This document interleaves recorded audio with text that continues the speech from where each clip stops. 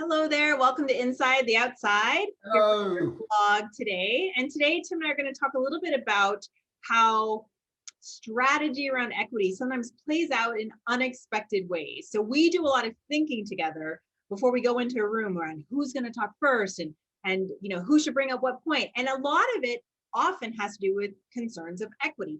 Who will they receive the information from best, or who might upend their ideas?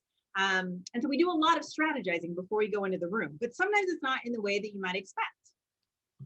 Yeah, right. And what's interesting, I mean, at least for me, when we talk about this, choose was that you look at me and I'm obviously a British white male, somewhat dashing, and Totally dashing.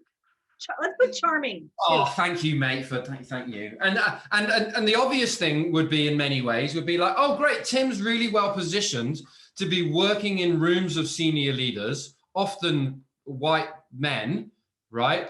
In terms of like positioning, like if you go send Tim in. I mean, there's definitely been periods of my career where people have been like, send Tim in. He can go make the pitch to this crew, you know. And in a funny way, what we've discovered is that it doesn't always work like that. That having been raised the way I was raised, in the institutions I was raised in the family I was raised in the multi-generational context of my life, sticking me in a room with a bunch of white men is actually quite triggering. You know, I have spent my life being told to conform, right? By people who hold the tops of institutions, constantly being told, no, you need to be other than you are, right?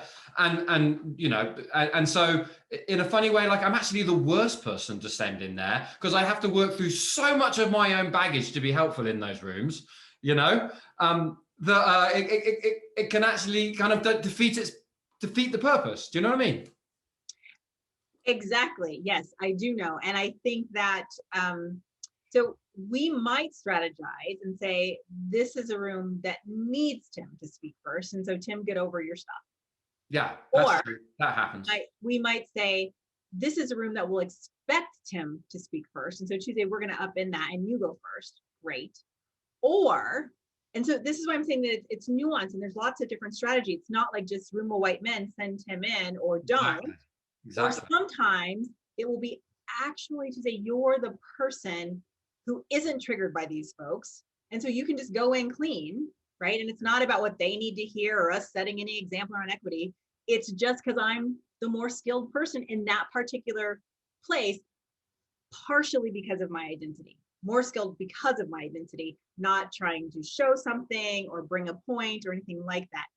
And in the same way, sometimes we would go into rooms and have gone into rooms with the more activist bent, which is my background. And I'll say, Tim, you got to start because I can't. I'm going to be mad in 30 seconds. You got to get this started because I have my own stuff in this room. So while that might be unexpected, right? We're going to walk into a room that's predominantly people of color and Tim's going to be the first person to speak. And wow, that might not feel great. What kind of message are we sending there on issues of equity? Again, it just becomes a lot more nuanced and a lot more strategic. And in a funny way, often it might well be that you're the first person to speak in contexts like that, but then it will come to me to actually facilitate through the process. You know what I mean? And the other way around sometimes, like we may actually default to the norm so people are able to surrender to what we're in, and then the roles shift based upon the work we're moving people through. But I really love what you were saying there earlier on as well, that like it's a conversation we have every time, right?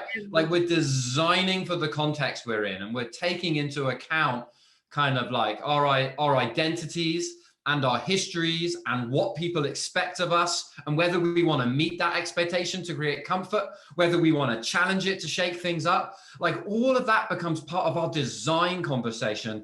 And I think like kind of what I enjoy about it is that it nearly always ends up being surprising, you know, and at least in our preparation, somewhat amusing, the choices we make, you know?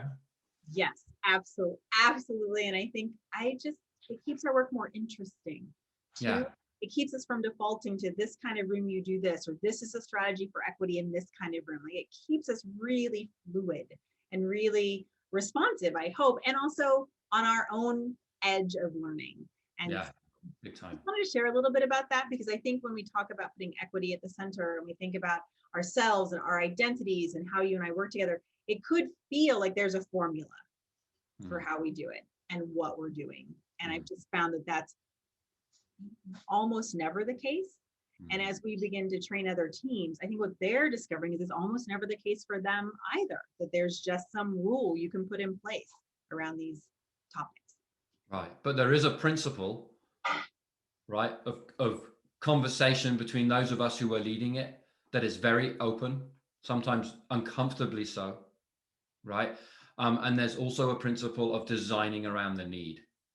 Right, exactly. Right. So there's like real good conversation among those who are leading this together, and then making sure that whatever strategy we're coming up with is meeting the need of the circumstance that we're stepping into.